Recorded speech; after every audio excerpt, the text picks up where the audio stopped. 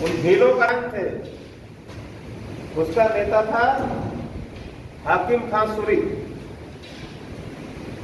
अब लेफ्ट के लोगों ने, वामपंथियों ने और झूठे सेकुलरों ने इसी को पकड़ लिया कि उनके साथ 2000 पठान था, इसलिए कि धर्मनिरपेक्ष थे। और उस जमाने में धर्मनिरपेक्षता नाम का शब्द जन्मा भी नहीं था। ये शब्द तो 150 साल पहले यूरोप में जन्मा, इंग्लैंड में। मामला क्या था? मामला यह था कि उस जमाने में दिल्ली की सत्ता पर काबिज होने के लिए उनको लगता है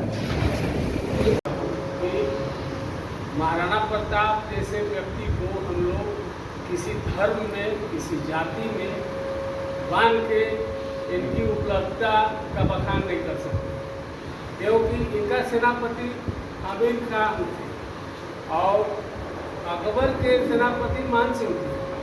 तो जाति धर्म कभी नहीं मान के चले, हमेशा राष्ट्र हित, देश हित, अपनी देश की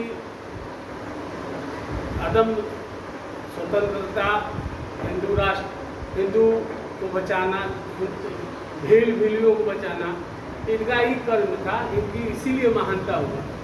आज बहुत सौभाग्यशाली हम लोग हैं कि महाराणा प्रताप के जी के बारे में बोलने के लिए, सुनने के लिए, मौका देने के लिए हमारे भाई प्रमोद जी, बहुत बहुत इनको मैं धन्यवाद देता हूँ कि और आगे ऐसे ऐसे कार्य करें ताकि हम लोग सभी एकजुटता में रहें।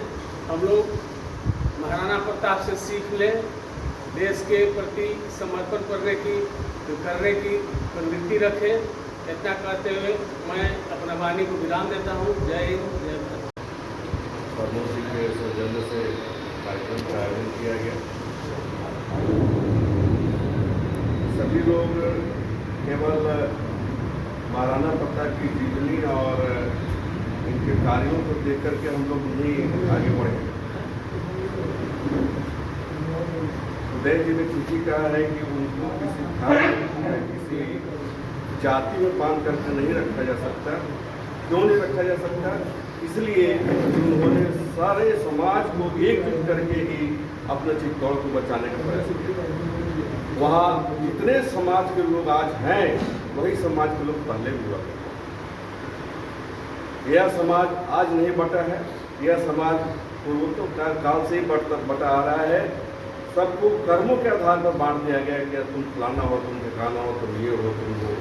लेकिन इन्होंने जिस प्रकार से राणा प्रताप ने हमें या पूरे समाज को लेकर के यह संदेश दिया कि हमारा देश सर्वोपरि है। उन्होंने कोशिश किया कि किसी भी सूरत पे, किसी भी कीमत पर हम लोग समाज को बंटने नहीं देंगे और देश को झुकने नहीं देंगे। आज जितने भी समाज के बुद्धिजीवी लोग हैं, सबसे मेरा यही आग्रह होगा कि उनका जो संदेश है कि समाज को बंटने न दो, किसी एक धर्म पर नहीं चलो, किसी एक लोगों को लेकर नहीं चलो, पूरे समाज की भला करनी है। तो पूरे समाज की भला करने के लिए उन्होंने, जैसा कि सब लोग जानते हैं कि एक समय ऐसा आया घास की रोटी का कीमत खाने की। क्या इनको शौक नहीं था महलों में रह करके ऐसो आराम करने का? शौक था, लेकिन उन्होंने समाज के लिए बाहर निकले और बाहर निकल करके उन्होंने घास की रोटी खाए और घास की रोटी खा करके भी अकबर का इन्होंने विरोध किया। अकबर को एक समाज को, अकबर को एक धर्म को, अकबर को एक जगह अगर कहा जाए कि इसको केवल जीता उसको नहीं जीता, ऐसी बात नहीं।